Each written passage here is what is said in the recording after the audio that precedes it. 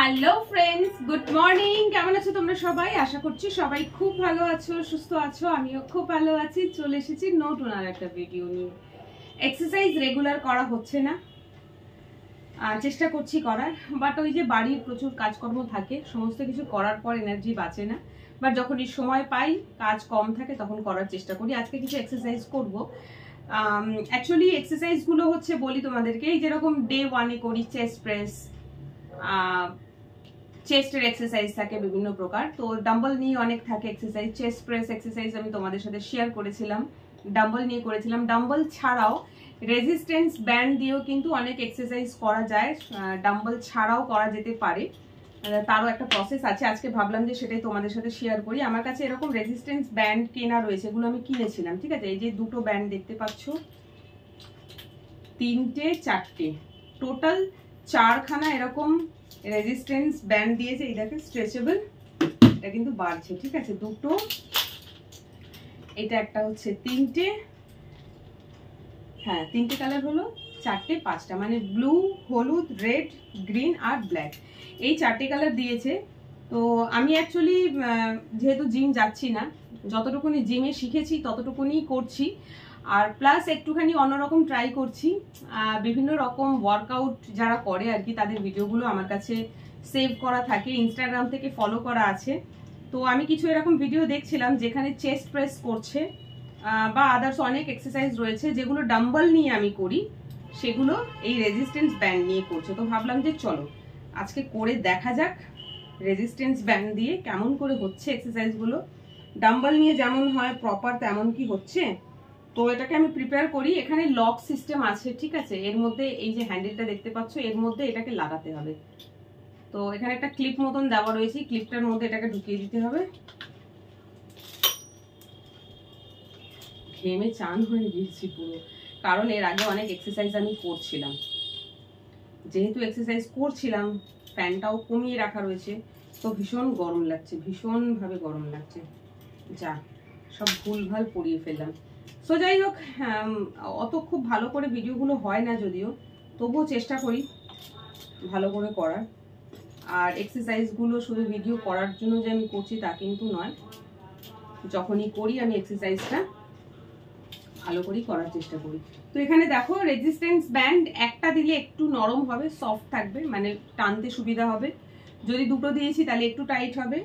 আর আরো বেশি টাইট করতে চাইলে আমার কাছে আরো 3খানা রয়েছে, আরো 3খানা হয়ে যাবে। মানে যেভাবে আমরা ওয়েট বাড়াই 1 কেজি থেকে 2.5 কেজি, 2.5 কেজি থেকে 3, তারপরে 5, 7.5, 10 বাড়াই, সেইভাবেই রেজিস্ট্যান্স ব্যান্ডগুলোকে নেওয়া যেতে পারে, ঠিক আছে। তো আমি এখন প্রথমে যেসব এক্সারসাইজগুলো করবো, আমি মাঝখানে আর ভয়েস ওভার মানে কথা বলছি না।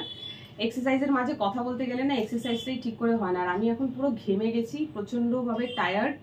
মানে কিছু এক্সারসাইজ থাকে যেগুলো শুয়ে দাঁড়িয়ে করি, তোমরা দেখেছো, সেগুলো সব করছিলাম, করার জন্য আমি একটু টায়ার্ড, আর প্রচন্ড পরিমাণে ঘাম হচ্ছে। তো আমি আর ভিডিওর মাঝখানে কথা বলবো না, জাস্ট এক্সারসাইজগুলো করবো আর ভয়েস ওভার করে তোমাদেরকে বলে দেবো কোনটা কি এক্সারসাইজ করছি। তো চলো শুরু করছি।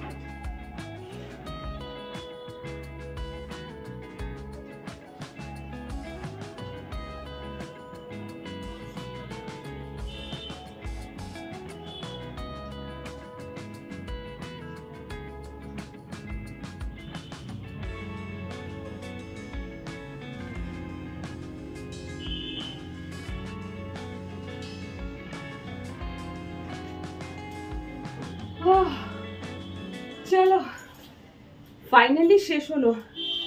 আজকে তোমাদেরকে মেবি 4টে এক্সারসাইজ দেখালাম। দাঁড়াও ক্যামেরাটা ফ্রন্ট সাইডে করি। আমার ঘরে এই একটা প্রবলেম, অন্ধকার অন্ধকার লাগে। সি ঘাম দেখেছো কাকে বলে ঘাম। ফ্যানটা কমানো আছে, এসি তো চালাইনি কারণ ওয়েদারটাই ঠান্ডা ঠান্ডা মতন, কিন্তু ওই ঠান্ডাটা তখন লাগে যখন চুপ করে এক জায়গায় শুয়ে আছো। কাজকর্ম করলে কিন্তু তখন আর ঠান্ডা লাগছে না, তো আমি এসিটা চালাইনি। ঠান্ডাই লাগছে বরঞ্চ বলতে পারো, কিন্তু যেহেতু এক্সারসাইজ করছি তাই জন্য গরম লাগছে। তো যাই হোক, এসি না চালিয়ে লাভটা কি হলো?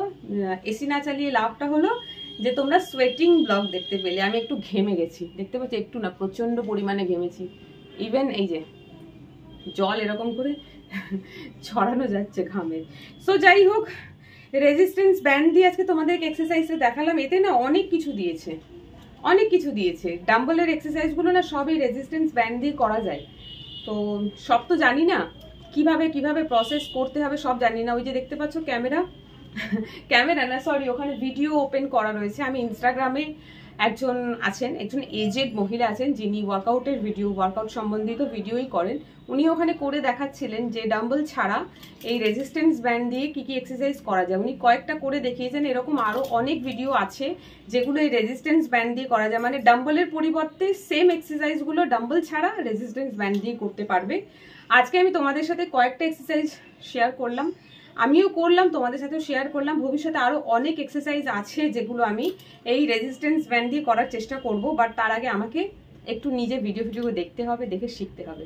সো ততক্ষণ ওয়েট করো, আরো এক্সারসাইজের ভিডিও আসবে, আমি করলেই ভিডিও পাবে। বাট আজকের এই ভিডিওটা কেমন লাগলো দেখো, কমেন্ট করে অবশ্যই জানিও। টাটা।